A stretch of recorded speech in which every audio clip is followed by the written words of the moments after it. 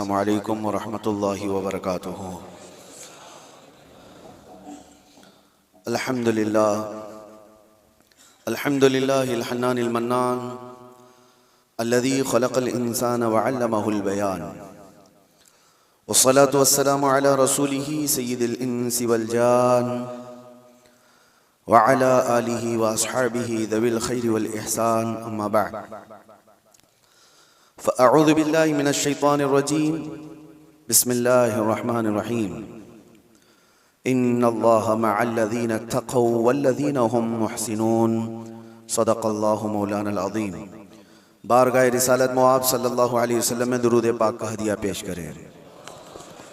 अल्लाहुम्मा सल्लि अला सय्यिदिना व मौलाना मुहम्मदिन मअदनिल जूदि वल करम व आलिहि व अस्हाबिहिल किराम व इब्निहिल करीम व बारिक व सल्लिम सलातन दाइमतन सरमदन अबदा।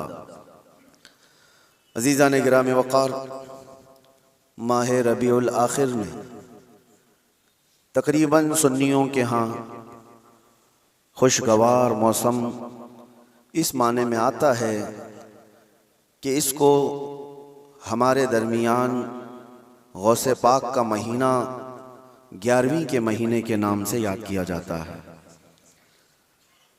मैं सब की बात नहीं कर रहा हूँ, सुन्नियों की बात कर रहा हूँ।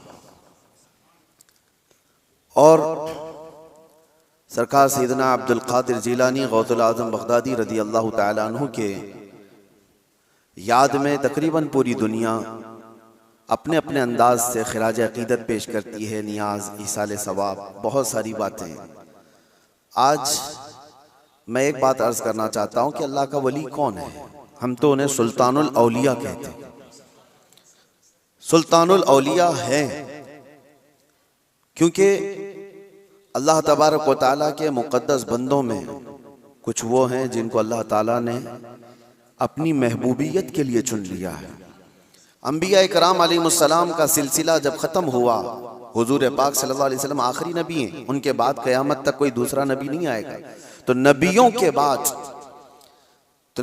बाद नबियों का जो काम किया जाना है, उस काम को लेकर आगे बढ़ाने वाले उम्मत के वो सालिहीन को औलिया इकराम कहा जाता है। और वली होता कौन है?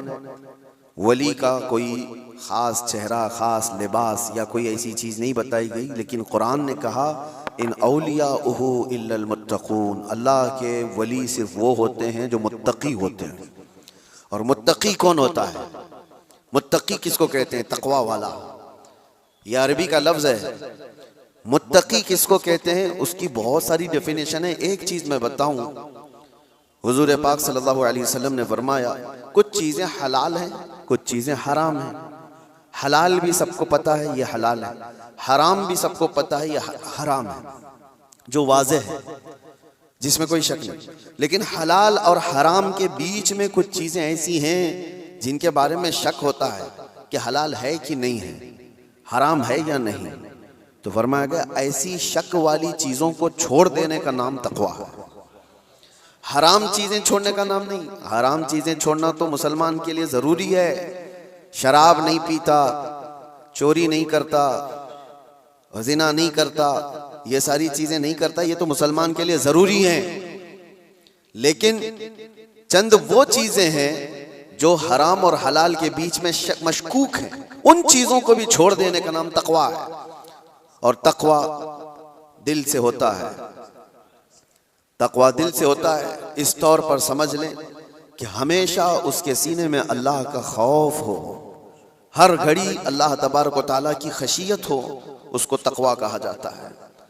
तकवा और तकवे के बगैर कोई वली नहीं होता। तकवा सबसे बड़ी चीज़ ये है कि तकवा कराता क्या है? ठंडियों में बिस्तर छोड़कर खड़ा हो जाता है बंदा अल्लाह की इबादत के लिए, तकवा है।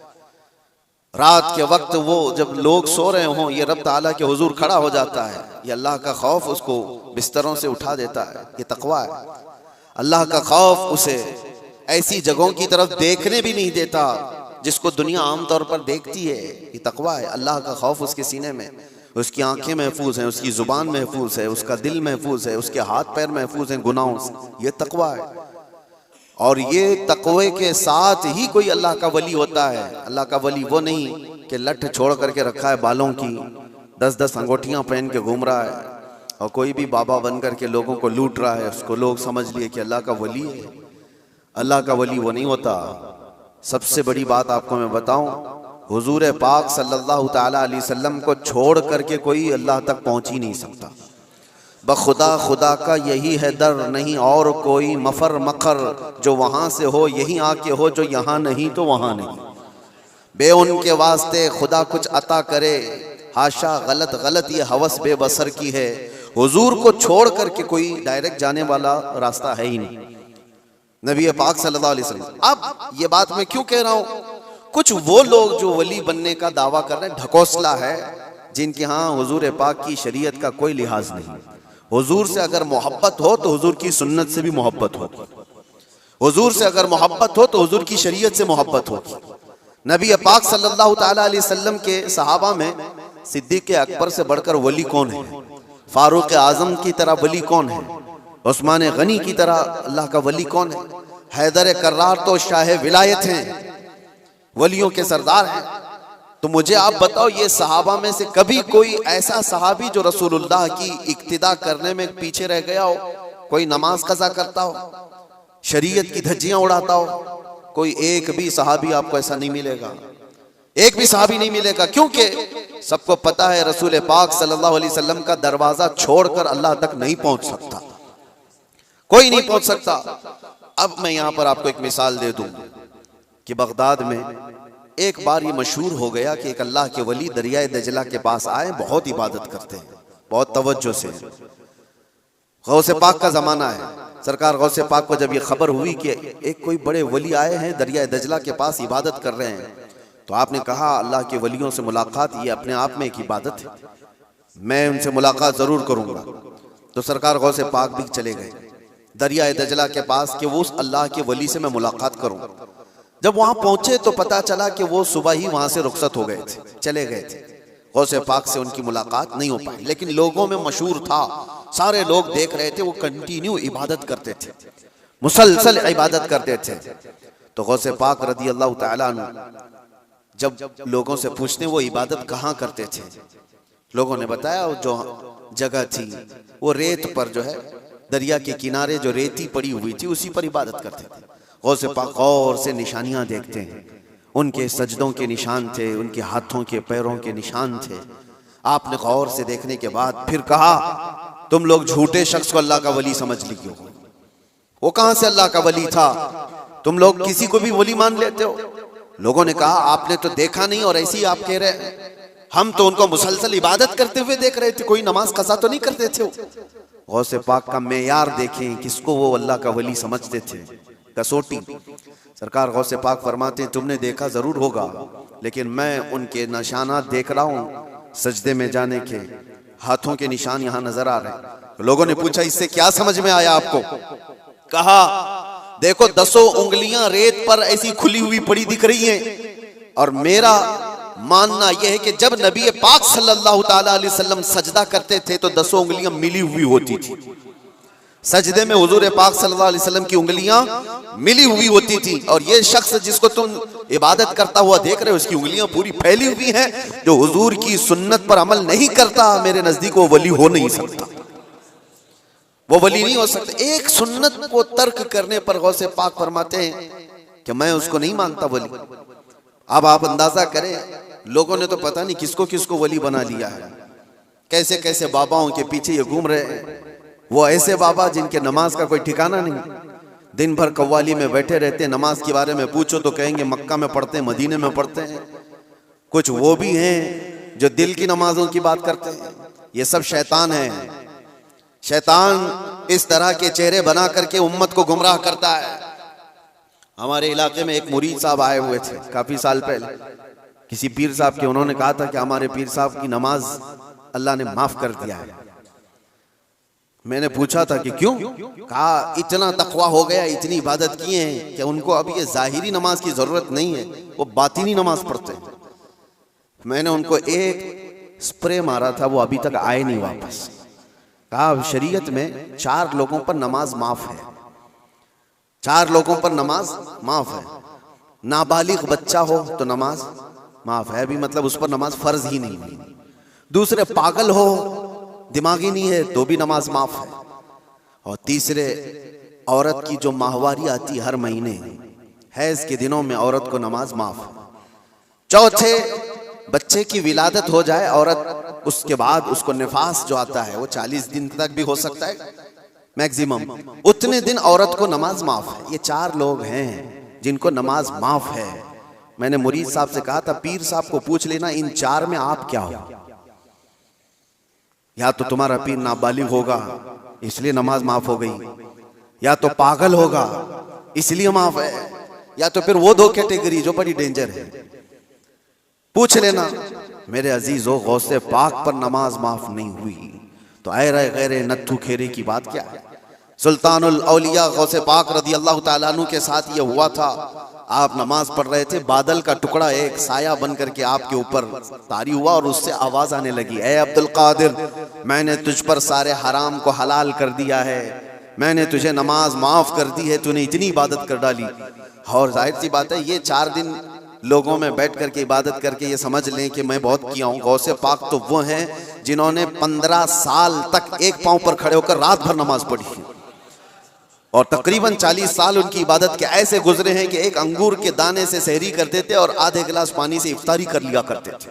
ये गौसे पाक की इबादत और मुजाहिदात इतने सालों के बाद अगर कोई कहे उनको तो बात तो ऐसी लगती है ना कि शायद दिमाग में ये बात आ जाए, हाँ इतने सालों की इबादत हुई, बादल के टुकड़े से आवाज आए कि अब्दुल कादिर मैंने सारे हराम हलाल कर दिए तुम पर और नमाजें माफ कर दी।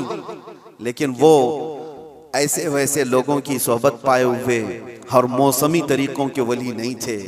गौसे पाक रदी अल्लाह ताला अन्हु शान महबूबियत पर फाइज थे। आपने बरजस्ता कहा ये आवाज रहमान की नहीं है, ये शैतान की है। जब नबी पाक सल्लल्लाहु अलैहि वसल्लम पर नमाज माफ नहीं हुई तो मैं कौन होता हूं। अल्लाह के रसूल सल्लल्लाहु अलैहि वसल्लम जो साहब शरीयत हैं, हुजूर ने नमाज नहीं छोड़ी और वो भी आखिरी वक्त तक। जानते हो रिवायात में मौजूद है उस वक्त रसूलुल्लाह सल्लल्लाहु अलैहि वसल्लम हुजरे से बाहर आ रहे थे जब आपकी वफात को चंद ही दिन बाकी थे। हुजूर की वफात को, हुजूर के इंतकाल को चंद दिन बाकी थे।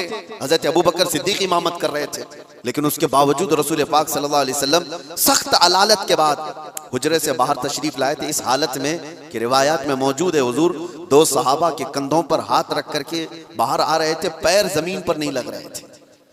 इस कदर शिद्दत की तकलीफ के साथ भी नबी पाक सल्लल्लाहु अलैहि वसल्लम मस्जिद में तशरीफ ला रहे हैं और यहाँ मुर्ग मुसल्लम तोड़ते हुए बैठे हुए वो पीर कहते हैं कि हमारे लिए नमाज माफ है।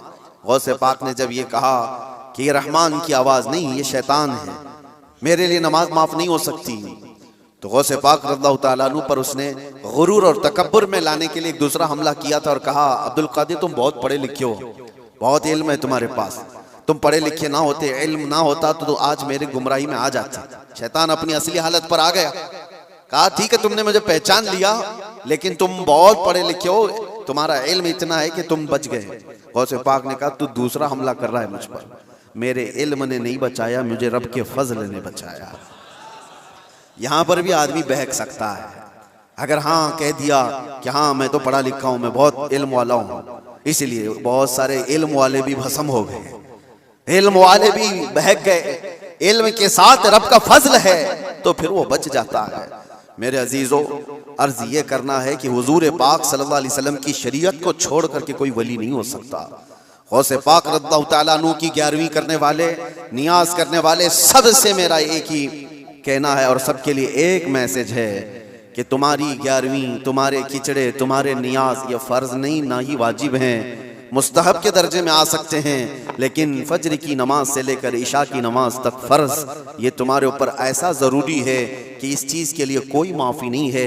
1 साल तुमने देग नहीं बनाई, नियाज नहीं की तो कयामत के दिन नहीं पूछा जाएगा कि तुम गौसे पाक की फातिहा करते थे कि नहीं करते थे, ये सवाल नहीं होगा। लेकिन ये सवाल जरूर होगा कि फज्र में उठे क्यों नहीं थे, ये सवाल जरूर होगा इतनी नमाजें कज़ा क्यों हुई तुमसे।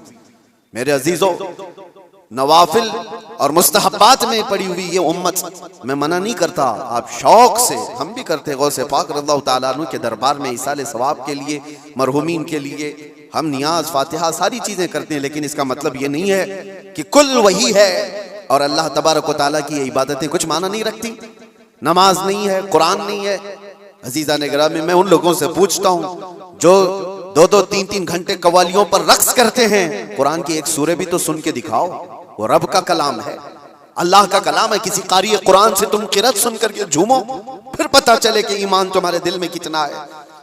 ढोल बाजों पर रक्स करने वाली कौम, ईमान से अगर ताल्लुक है तो इन खुराफात में नहीं जा सकता कभी। ईमान मजबूत करो, औलिया कामिलीन की जमात से वाबस्ता रहना ये जरूरी है, लेकिन उसका मतलब सिर्फ ये नहीं जो बनाया गया है। हम सुन्नियों पर एक बड़ा इल्जाम ये लगाया जाता है कि ये सिर्फ चादर, गागर, जुलूस, फातिहा, नियाज, 11वीं वाले लोग हैं। मेरे अजीजों, वो एक पार्ट है। जालिमों ने जिस तरह का ये हमारे ऊपर इल्जाम लगा कर रखा है कि ये सजदे करने वाले लोग हैं, कब्र की पूजा करने वाले लोग हैं, और मज़ारात औलिया पर जाकर शिर्क व बिदअत करने वाले लोग हैं, दुनिया को ये फैला करके रखा गया। हम उससे बरात का इजहार करते हैं। हम सुन्नी मज़ार को सजदा तो छोड़ो, हम रसूल को भी सजदा नहीं करते। सजदा सिर्फ और सिर्फ अल्लाह वहदहु ला शरीक के लिए है, इबादत सिर्फ अल्लाह रब्बुल इज्जत के लिए है। सजदा तो दूर की बात, झुकना भी जायज नहीं है, झुकना भी जायज नहीं है। हम इस अकीदे के हामिल हैं अल्हम्दुलिल्लाह। मज़ारात पर जाते हैं तो शिर्क व बिदअत के लिए नहीं, मेरे मुस्तफ़ा के फरमान पर जाते हैं, हुज़ूर पाक सल्लल्लाहु अलैहि वसल्लम के फरमान की बुनियाद पर जाते हैं। और रही बात औलिया कामिलीन के मज़ारात पर जाकर दुआ करना, ये कुरान से हम अख़ज़ करते हैं कि सैयदना ज़करिया अलैहिस्सलाम, ज़करिया अलैहिस्सलाम अल्लाह के नबी हैं। पता है, बैतुल मुक़द्दस के इमाम कुरान में है 3 पारे में, सूरह आले इमरान, आप पढ़ करके देखना। उनको औलाद नहीं थी, 90 साल की करीब उम्र हो गई थी, लेकिन उसी वक्त बैतुल मुक़द्दस में हज़रत बीबी मरियम को लाया गया था। हज़रत बीबी मरियम का भी मामला ऐसा है, उनकी वालदा मन्नत करी थी, उनके वालिद इमरान, उनकी वालदा हन्ना, उनको भी औलाद नहीं थी। उन्होंने मन्नत की थी कि अल्लाह अगर हमको तू बेटा दे तो हम बैतुल मुक़द्दस की खिदमत में वक्फ करेंगे। बेटा नहीं हुआ, बेटी हुई। मन्नत के मुताबिक उन्होंने अपनी बेटी का नाम मरियम रखा और ला करके बैतुल मुक़द्दस में वक्फ कर दिया बचपन में। तो किसको दिया जाएगा? जो बैतुल मुक़द्दस के इमाम थे, मुतवल्ली थे, हज़रत ज़करिया अलैहिस्सलाम, उनके हाथ में दिया गया कि बच्ची वक्फ है। हज़रत ज़करिया अलैहिस्सलाम ने कबूल किया और एक मेहराब में बच्ची को रखते थे। कुरान में ये जिक्र है, मैं बता रहा हूँ आपको। और हज़रत ज़करिया अलैहिस्सलाम कहते हैं, कुल्लमा दखल अलैहा ज़करिया अल-मिहराब वजद इंदहा रिज़्क़ा क़ालत या मरियम अन्ना लकी हाज़ा क़ालत हुवा मिन इंदिल्लाह इन्नल्लाह यरज़ुक़ु मन यशाअु बिग़ैरि हिसाब। जब हज़रत ज़करिया अलैहिस्सलाम मेहराब मरियम में जाते तो कहते हैं किस्म किस्म के फल वहां पर रखे हुए पाते थे। तो हज़रत ज़करिया पूछते, मरियम ये सब तेरे पास कहाँ से आता है? हज़रत मरियम कहती है, सब अल्लाह की तरफ से है, अल्लाह जिसे चाहे बेहिसाब रिज़्क़ देता है। मरियम कौन है? नबी नहीं है। हज़रत मरियम हाँ अल्लाह की वलियां हैं, पाकीज़ा मुक़द्दस हस्ती, लेकिन उनको अल्लाह तबारक व तआला ने वो करामात से नवाजा था। वो बचपन में फल वगैरह उनको रिज़्क़ के तौर पर पहुंच रहा था। इसके बाद की जो आयत है, अब सुनो, इसके बाद ये जो वाक़या है, उसके बाद की आयत कुरान पाक में सूरह आले इमरान में रब ताला फरमाता है, हुनालिका दआ ज़करिया रब्बह क़ाल रब्बि हबली मिन लदुनका ज़ुर्रियतन तय्यिबतन इन्नका समीउद दुआ। ज़करिया अलैहिस्सलाम को भी औलाद नहीं थी, तो उसी मरियम के मेहराब में खड़े हो गए जहाँ बीबी मरियम थी। कहा, ऐ अल्लाह मुझे भी एक बेटा अता कर दे। हुनालिका दआ ज़करिया रब्बा, ये कुरान की आयत है। ज़करिया अलैहिस्सलाम ने अपने रब से दुआ की, अल्लाह मुझे भी एक बेटा दे दे, तेरी जानिब से नेक और साले बेटा अता कर दे। अब ये दुआ तो हो गई, और कुरान में उसके फौरन बाद आयत है, फनादतहुल मलाइकतु व हुवा क़ाइमुन युसल्ली फिल मिहराब अन्नल्लाह युबश्शिरुका बियहया। उसी वक्त अल्लाह के फरिश्तों ने बशारत दे दी ज़करिया अलैहिस्सलाम को, तुम्हारी दुआ कबूल हो गई और यहया अलैहिस्सलाम की शक्ल में तुम्हें बेटा मिलने वाला है। इतनी तेज दुआ। अब मैं आपको बताता हूँ ये आयत मैं क्यों पढ़ रहा हूँ और क्यों आपके सामने रख रहा हूँ। ज़करिया अलैहिस्सलाम खुद अल्लाह के नबी और जहाँ के इमाम है वो बैतुल मुक़द्दस है, दुनिया का सबसे मुक़द्दस तरीन मकाम। उस वक्त बैतुल मुक़द्दस में हज़रत ज़करिया अलैहिस्सलाम जहाँ इबादत करते थे वहीं पे दुआ भी तो कर सकते थे, वहीं पर दुआ कर सकते थे, लेकिन कुरान ये कहता है वो मेहराब मरियम में आकर के दुआ कर रहे हैं। मेहराब मरियम में जहाँ बीबी मरियम बैठी वहां दुआ कर रहे हैं। इससे पता ये चलता है कि अल्लाह के सालेह बंदे जहां होते हैं वहां से दुआएं कबूल होती। पता चला जहां नेक और सालेह अल्लाह के वली रहा करते हैं वहां से जब नबी की दुआ कबूल होती है तो फिर उम्मती की क्यों नहीं कबूल होती। और फौरन दुआ कबूल हुई और बेटा भी मिला।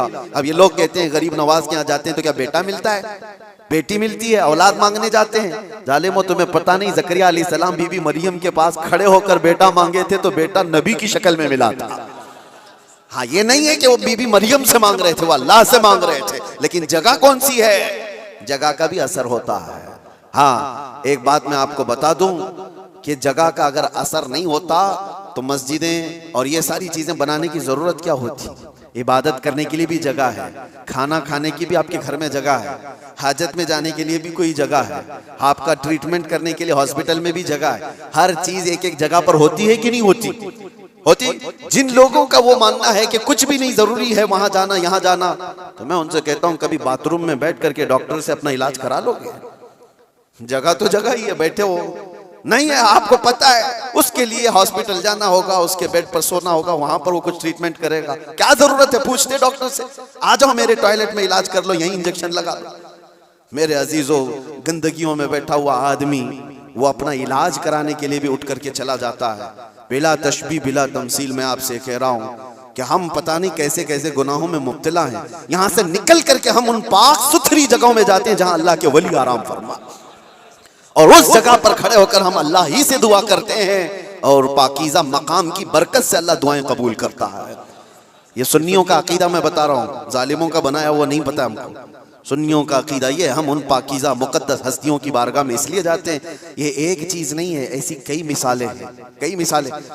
हदीस अल इसरा वल मिअराज, जो हुज़ूर सल्लल्लाहु अलैहि वसल्लम के मेराज का सफ़र है, उस सफर में एक रिवायत ये भी मिलती है कि एक जगह पर हुजूर पाक सल्लल्लाहु अलैहि वसल्लम रुक गए। हजरत जिब्राइल अमीन ने कहा यहाँ पर आप 2 रकात नमाज पढ़ लें। हुजूर पाक सल्लल्लाहु अलैहि वसल्लम ने वहां पर 2 रकात नमाज अदा की और उसके बाद पूछा जिब्राइल से, ये कौन सा मकाम है, तवज्जो। तो हजरत जिब्राइल अलैहिस्सलाम ने कहा, ऐ अल्लाह के नबी, ये वो जगह है जहां हजरत ईसा अलैहिस्सलाम की पैदाइश हुई थी। बीबी मरियम से हजरत ईसा अलैहिस्सलाम की पैदाइश हुई थी। वहां पर हुजूर पाक सल्लल्लाहु अलैहि वसल्लम ने 2 रकात नमाज अदा की। हाँ, जगह को आप सल्लल्लाहु ताला अलैहि वसल्लम ने अपने नमाज का मुसल्ला बनाया। इस रिवायत से मैं आपको बताना चाहता हूं, जहां ईसा अलैहिस्सलाम पैदा हुए वहां हमारे नबी नमाज पढ़े, और जहां मेरे मुस्तफा पैदा हुए हो, क्या वो जगह दुआओं की कबूलियत की नहीं हो सकती? सिर्फ इतना ही नहीं मेरे अजीजों, मुक़द्दस मकामात को अल्लाह तबारक तआला ने खुद फरमाया है, खुद फरमाया है कि आप खाने काबा जाते हैं तवाफ करने के लिए। तवाफ करने के बाद जैसे ही तवाफ खत्म होता है उसके बाद सबसे पहला काम आपका क्या है? कुरान कहता है पहले पारे में, वत्तखिदू मिन मकाम इब्राहीम मुसल्ला, मकाम इब्राहीम को अपनी नमाज की जगह बना लो। मकाम इब्राहीम है क्या चीज? मकाम इब्राहीम क्या है? जाकर के आप देखना, उसमें एक पत्थर है जिसपे हजरत इब्राहीम अलैहिस्सलाम के 2 पैरों के निशान है। बस इसके अलावा क्या है? एक पत्थर है, उस पर इब्राहीम अलैहिस्सलाम के 2 पैरों के निशान है। तो उस पत्थर के पास रब तबारक व तआला फरमाता है, तुम अपनी नमाज पढ़ो, हाजी हो कि मुअतमिर हो कि खाली तवाफ करने वाला हो, 7 चक्कर तवाफ के बाद मकाम इब्राहीम पर वो जरूर 2 रकात नमाज पढ़ेगा, 2 रकात नमाज पढ़ेगा। इनको पता नहीं, जो एतराज करने वाले वो पूछते नहीं कि पत्थर को इबादत कर रहे हैं लोग, यहाँ पे पत्थर को सजदा करने जा रहे हैं। नहीं जालिमो, पत्थर को सजदा नहीं कर रहे, ये रहमान का हुक्म है, रहमान का हुक्म है। इसलिए हुक्म है कि वो पत्थर अब अफजल हो गया जिस पर अल्लाह के नबी के पैरों के निशान हैं, जिस पर खड़े होकर इब्राहीम अलैहिस्सलाम ने पूरे काबे की इमारत तामीर की थी, वो पत्थर अफजल हो गया। अब आप सोचो, पत्थर खड़े होने वाले नबी की वजह से अफजल है, तो फिर वो नबी कितने अफजल हैं? हाँ, उनके कदम कितने अफजल हैं। हम तबर्रुकात वाले लोग हैं, इसलिए हम उनकी नहीं मानते। हम तो छोटी सी भी कोई चीज़ निस्बत की मिलती है तो हम उसको एहतराम से सर आंखों पर रखते हैं। आज भी बिहम्दिही ताला हुजूर पाक सल्लल्लाहु अलैहि वसल्लम के मुँह मुबारक पूरी दुनिया में देखे तो सुन्नियों के पास ही मिलेंगी, क्योंकि कदर उनको ही है और वो चाहते हैं कि हुजूर पाक सल्लल्लाहु अलैहि वसल्लम से रिलेटेड जो भी चीज़ है वो अजमत वाली है। औलिया कामिलीन की बात कर रहे हैं मेरे अजीजों, बहुत सारी बातें हैं। अब आपको मैं बताता हूँ, जो एक बड़ा सवाल ये है कि ये औलिया इकराम के लिए कहानियां गढ़ लेते हैं लोग, करामत करामत करामत कहते हैं। जो करामत का इनकार कर रहा है वो कुरान का इनकार कर रहा है। हाँ, हर वली की करामत तो कुरान से मैं नहीं बता रहा, लेकिन अल्लाह तबारक व तआला ने जो फरमाया वो आपको बता रहा। हमने कहा गौसे पाक रज़ियल्लाहु तआला अन्हु, अब चंद बातें मैं सरकार गौसे पाक की बताकर इस एतराज का जवाब देता हूँ। सुल्तानुल औलिया गौसे पाक रज़ियल्लाहु तआला अन्हु की बारगाह में एक औरत आई अपने बच्चे को लेकर, कहा कि इसको अपने पास रख लीजिए। आपने कबूल कर लिया, बच्चा तरबियत में आ गया। गौसे पाक की बारगाह में रहना पलना किसके नसीब में हो। चंद महीनों के बाद वो खातून आई, अपने बेटे को देखा, बहुत दुबला पतला, बिल्कुल कांडी हो गया, हड्डियां निकल गई। माँ तो माँ है, देखती है बच्चा कैसा हो गया, सूख गया, काटा हो गया। तो उसने देखा कि गौसे पाक कहाँ है।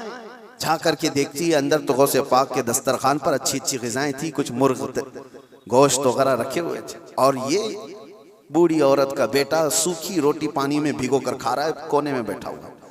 अब एक माँ को लगे ही बात, खुद इतना अच्छा खाना खा रहे हैं, मेरे बेटे को परवरिश में रखे, कैसा खाना खिला रहे हैं इसको। उस औरत ने कहा, ये कैसी तरबियत है सैयदना अब्दुल कादिर, ये क्या है, मेरा बच्चा तो ऐसा है। आपने जवाब कुछ नहीं दिया। थोड़ी देर के बाद, खाना खत्म होने के बाद, उन हड्डियों को ऐसे जमा किया और कहा, कुम बिइज़्निल्लाह, अल्लाह के हुक्म से उड़ जाओ। एक मुर्गी फड़फड़ाती हुई खड़ी हो गई। हाँ, आपने कहा कि जब तेरा बच्चा इस काबिल हो जाए तो वो भी रोज मुर्गी खाए। उसकी तरबियत चल रही है, उसकी तरबियत चल रही है। जब बंदा अपने नफ्स को मार लेता है तो अल्लाह सारी ताकतें उसको अता करता है। अल्लाह के लिए जब बंदा दुनिया छोड़ देता है तो अल्लाह उसका हो जाता है। तो गौसे पाक की ये बात बताने पर एक साहब मुझसे कह रहे थे, कहाँ से आप ये सारी चीजें लेकर के आ गए कि एक बंदा भी किसी चीज को जिंदा कर रहा है। उन्होंने ये नहीं देखा क्या गौसे पाक ने क्या कहा, अल्लाह के हुक्म से उठ जा। गुफ्त-ए वो गुफ्त-ए खुदा बुवत, फारसी में कहा जाता है अल्लाह का वली इस मकाम पर पहुंच जाता है कि जब वो बोलता है तो जुबान उसकी होती है कलमा अल्लाह का होता है, कलमा अल्लाह का होता है। गौसे पाक की इस करामत पर एतराज करने वाले, तुम्हें पता नहीं, मुर्दों को जिंदा करना, अगर ये सिर्फ और सिर्फ आप ये कहते हैं कि इसकी वजह से शिर्क हो जाएगा, शिर्क का अकीदा, अल्लाह का काम ये जिंदा करना अल्लाह का ही काम है। लेकिन अल्लाह अगर किसी को ये ताकत दे दे तो क्या इब्राहिम अलैहिस्सलाम का वाक़या कुरान में नहीं है? 4 परिंदे ले लो, उनको ज़बह करो, उनका कीमा करो, मिक्स करो, 4 पहाड़ों पर रख करके आओ, तीसरे पारे में है। और इब्राहिम अलैहिस्सलाम ने 4 परिंदों को ज़बह किया, उनका कीमा किया और अलग अलग पहाड़ों पर रख कर आए। और फिर अल्लाह ने फरमाया हर परिंदे का नाम लेकर बुलाओ, तुम मदउहुन्ना यातीनका सअया। कुरान में परिंदों को जब से इब्राहिम अलैहिस्सलाम ने पुकारा वो उड़ते हुए आए अपनी अपनी मुंडियों के साथ, और इधर जो गोश्त था वो पूरा जिस्म बन गया और सब के सब अपने अपने मुंडियों से जुड़ गए और जिंदा परिंदा होकर उड़ गए। ये वाकया कुरान में मौजूद है। सिर्फ इतना ही नहीं मेरे अजीजों, ईसा अलैहिस्सलाम के बारे में कुरान क्या कहता है कि ईसा अलैहिस्सलाम वो उबरिउल अकमह वल अबरस व उहयिल मौता बिइज़्निल्लाह, जो सफेद दाग वाला होता था, कोढ़ की बीमारी वाला होता था, ईसा अलैहिस्सलाम हाथ रखते तो सही हो जाता था। और कभी मरे हुए आदमी को ठोकर मारते तो जिंदा खड़ा हो जाता था। मट्टी के परिंदे बनाते, फूंक मारते, वो उड़ने लग जाते थे। ये इधर उधर की किताबों की बात नहीं कर रहा हूँ, कुरान की बात कर रहा हूँ। कुरान में मौजूद है। अल्लाह के नबियों को अल्लाह ने ये ताकत अता की थी। मेरे अजीजों, गौसे पाक रदी अल्लाह ताला अन्हु की इस करामत पर एतराज करने वाले वो सिर्फ जाहिर को देखते हैं। गौसे पाक उम्मत मुस्तफ़ा के वली कामिल हैं, रसूलुल्लाह की उम्मत के वो औलिया के सरदार हैं। अल्लाह ने उनको वो ताकत अता फरमाई थी कि जब वो किसी चीज को हाथ लगा देते तो अल्लाह उनकी उस चीज को पूरी फरमा देता था। अब आपको चंद करामतों के बाद ये भी मैं बता दूं। एक बार गौसे पाक रज़ियल्लाहु ताला अन्हु बयान कर रहे थे और एक चील उड़ती हुई आई ऊपर से, बहुत ची ची ची आवाज कर रही थी। तो मजमे में इधर से उधर लोग देखने लग गए। डिस्टर्ब हो जाता ना, यहाँ होता है, अभी थोड़ी सी आवाज उधर आ जाए तो सबकी गर्दनें उधर हो जाएंगी। और गौसे पाक के मजमे में ये बेअदबी है। हुजूर गौसे पाक खुतबा दे रहे हो और इधर उधर कोई चेहरे उठाए तो आपने सिर्फ और सिर्फ घूर करके उस चील को देखा, उसकी मुंडी अलग और धड़ अलग गिर गए, वो मर के तड़पने लगी, खत्म हो गई। आपका खुतबा चलता रहा, अब कोई गर्दन उठा के देखता भी नहीं था, सब गौसे पाक की तरफ कि वो निगाहे जलाल जो चील पर पड़ी थी कहीं और भी ना पड़ जाए। सबका इन्हिमाक तवज्जो के बाद जब गौसे पाक का खुतबा खत्म हुआ तो ऐसा नहीं कि आप उस चील के पास गए, उसके मुंह को उठाया, उसके धड़ से लगाया, कहा कुम बिइज़्निल्लाह, अल्लाह के हुक्म से उड़ जा। वो चील फिर से जिंदा उड़ती चली गई। ये करामात के बाब में है। ये करामात, इसको क्या कहते हैं? करामत मौजिज़े का परतव है। अल्लाह के वली के हाथ से ऐसा काम जो आम आदमी नहीं कर सकता। और ये खसूसी ताकत अल्लाह ताला ने अपने बंदों में उन औलिया को दी है जो मुत्तकी और परहेजगार होते। अब मैं आपको बताता हूँ, वक्त कम है। ये कहते हैं कहानियां हैं, ये लोगों की बनाई हुई दास्तानें हैं। मेरे अजीजों, तुमको मानना और ना मानना ये हमारे लिए जरूरी नहीं, और ना ही हम किसी को मनवाने जा रहे हैं। बात इतनी है कि हजरत सुलेमान अलैहिस्सलाम के दरबार में भी ये बात हुई थी कि सुलेमान अलैहिस्सलाम के दरबार में सारे परिंदे हाजिर थे, एक परिंदा नहीं आया था, हुदहुद लेट से आया। सुलेमान अलैहिस्सलाम जलाल में कहा उसको मैं सजा दे दूंगा। बहुत देर के बाद आया, पूछा कि तेरा उज्र बता, क्यों तू ताखिर से आया। ये भी कुरान की बात कर रहा हूँ, 19वें पारे में उठा करके आप पढ़ लेना इसको। उसने कहा, ऐ अल्लाह के नबी, मैं उड़ते उड़ते एक ऐसी जगह पर चला गया था जहां देखा लोग शिर्क कर रहे हैं, सजदा कर रहे हैं, एक औरत को सजदा करते हैं, सूरज को, और एक औरत उनकी हाकिम है। औरत उनके ऊपर हुकूमत कर रही है जिसका नाम सबा बल्कीस है। सुलेमान अलैहिस्सलाम ने कहा अच्छा ऐसा है, तो जा करके अब सुलेमान अलैहिस्सलाम ने कहा मेरा खत दे दो, अल्लाह की बारगाह में वो सरबत सुजूद हो जाए, शिर्क को छोड़े और वो ईमान लाए। खत ले जा करके दिया गया, कौन? परिंदा ही। वो औरत मानने से इनकार कर दी, जो भी मामला है, और वो लड़ना चाहती थी, अपनी फौज लेकर के सुलेमान अलैहिस्सलाम के पास आना चाहती थी। फौज लेकर वो निकली, लेकिन उसके साथ एक मामला था। वो जिस तख्त पर बैठती थी वो दुनिया का सबसे महंगा तख्त था।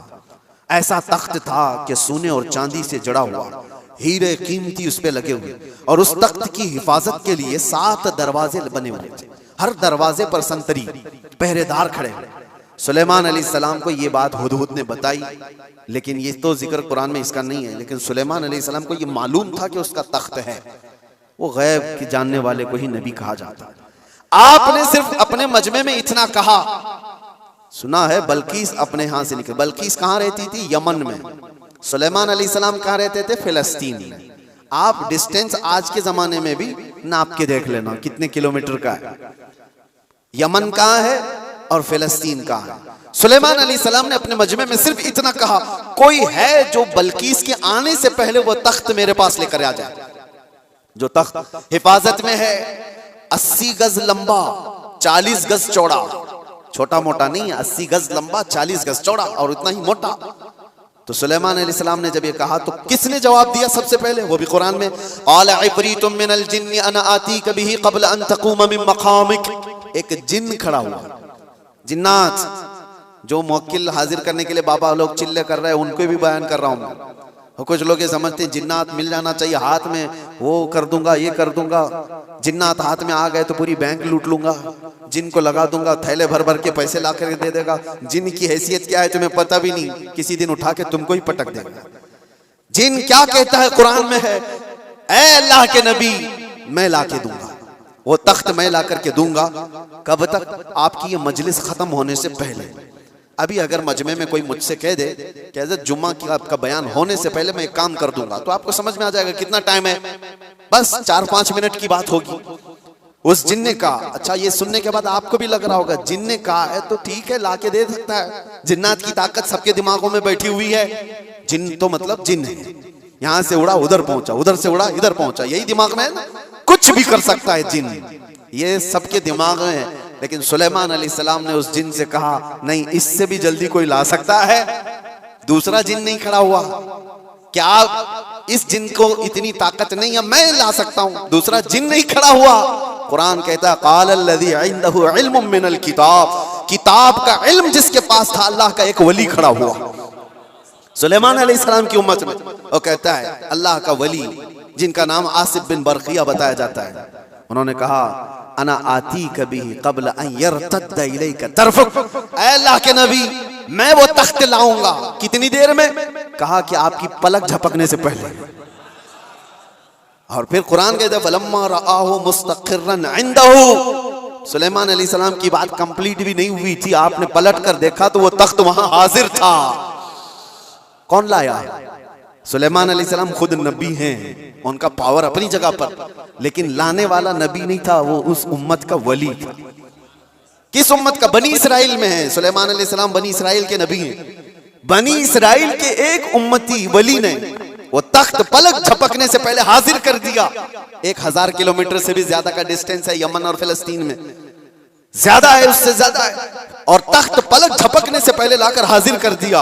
और कुरान की आयतें पढ़ो, उन्होंने ये नहीं कहा मेरे बाजू की ताकत है, मेरी कुव्वत है, मैं इतना पावरफुल हूं, बल्कि तख्त हाजिर करके उसके बाद सुलेमान अलैहिस्सलाम ने क्या कहा, हादा मिन फज़्ल रब्बी, ये मेरे रब का फजल है, ये मेरे रब का फजल है। अब तवज्जो चाहता हूं, सुलेमान अलैहिस्सलाम के उम्मती, बनी इसराइल के वली, उनको ये ताकत है, उनको ये ताकत है कि वो यमन से फिलिस्तीन में पलक झपकने से पहले तख्त ला सकते हैं। तो बहरहाल सुलेमान अलैहिस्सलाम से कई दर्जे अफजल मोहम्मदुर रसूलुल्लाह है, बनी इसराइल से कई दर्जे अफजल उम्मत मोहम्मदिया है। बनी इसराइल के वली का मकाम जहां तक नहीं है, उससे कई दर्जे अफजल रसूलुल्लाह की उम्मत के वली का मकाम है। और आम वली की बात नहीं, वलियों का वली और सुल्तानुल औलिया गौसे पाक का मकाम कुछ और है।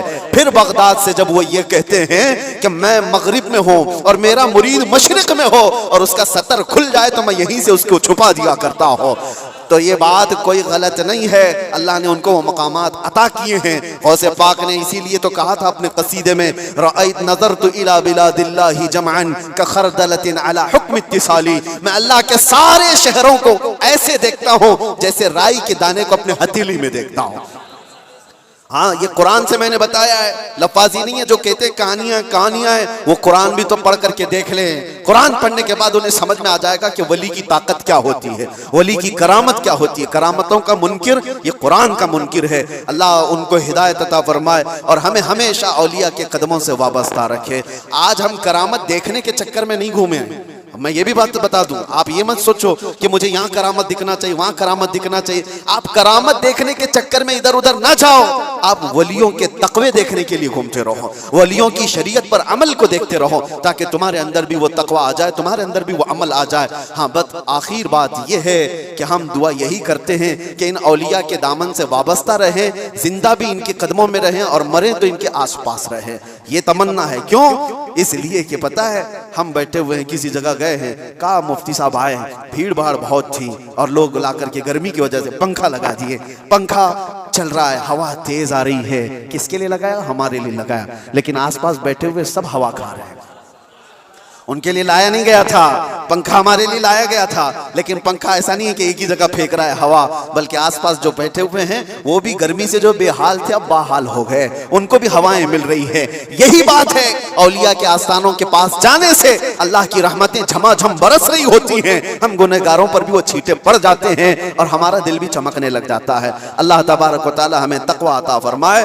औलिया कामिलीन के वास्ते अल्लाह तबारक व तआला आखिरत में हमारी मग़फ़िरत फरमाए। व आखिर दावाना अनिल हम्दुलिल्लाहि रब्बिल आलमीन। अस्सलाम।